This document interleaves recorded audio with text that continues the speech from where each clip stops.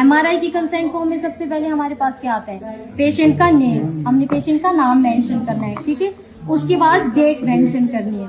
उसके बाद exam type, कौन सा एग्जाम है उसको हमने क्या करना है, मेंशन करना है, ठीक है। उसके बाद हमने क्या करना है, डेट ऑफ बर्थ भी मेंशन करनी है पेशेंट की। देन अगर हमारे पास ये कुछ स्टेप्स दिए गए हैं, अगर पेशेंट की डायलिसिस हुई है तो हमें वो भी मेंशन करना है, ठीक है। अगर डायलिसिस हुई होगी तो हमने क्या करना है, टिक करना है। अगर नहीं हुई होगी तो नो करना है।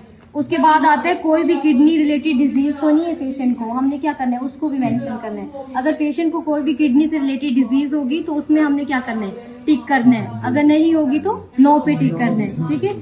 हाँ, ये सब पेशेंट की चीफ कंप्लेंट्स हमें पूछनी पड़ेगी, उसकी हिस्ट्री लेनी पड़ेगी, ठीक है। उसके बाद आता है कि पेशेंट डायबिटिक तो नहीं है। अगर पेशेंट डायबिटिक होगा तो भी क्या करना है, टिक करना है। अगर नहीं होगा तो नो पे टिक करना है, ठीक है। उसके बाद आता है उसमें कोई ऑर्गन ट्रांसप्लांट वगैरह तो नहीं किया है। अगर किया होगा तो फिर से टिक करना है, अगर नहीं किया होगा तो नो पे टिक करना है, ठीक है। उसके बाद आता है कि कीमोथेरेपी वगैरह तो नहीं करवाई है पेशेंट ने विद इन पास 60 डेज के अंदर। अगर कीमोथेरेपी करवाई होगी तो हमने क्या करना है, टिक करना है। अगर नहीं करवाई होगी तो नो पे टिक करना है, ठीक है। उसके बाद आता है पेशेंट को कोई भी सीरियस इंजरी तो नहीं हुई है किडनीज वगैरह में, हमें ये भी कंफर्म करना है पेशेंट से। अगर हुई होगी तो हमने क्या करना है, टिक करना है। अगर नहीं होगी तो क्या करना है, नो पे टिक करना है, ठीक है।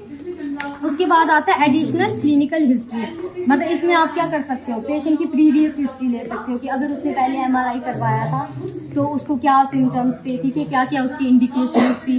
देन उसके बाद क्या उनके डायग्नोस में आया, ये सब किसमें आपको मेंशन करना है, एडिशनल क्लिनिकल हिस्ट्री में, ठीक है। उसके बाद हमारे पास क्या आ जाता है, क्रिएटिन लेवल वगैरह आप चेक कर सकते हो, है ना।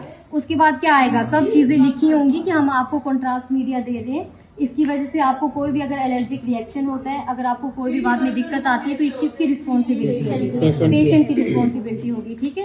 तो इसमें भी हमने क्या करवा लेना है, पेशेंट के सिग्नेचर करवा लेने हैं, ठीक है। उसके बाद क्या कर लेना है, अगर कोई साथ में आया होगा तो विटनेस के भी सिग्नेचर करवाएंगे। और उसके बाद हम क्या करेंगे, डेट को भी मेंशन करेंगे।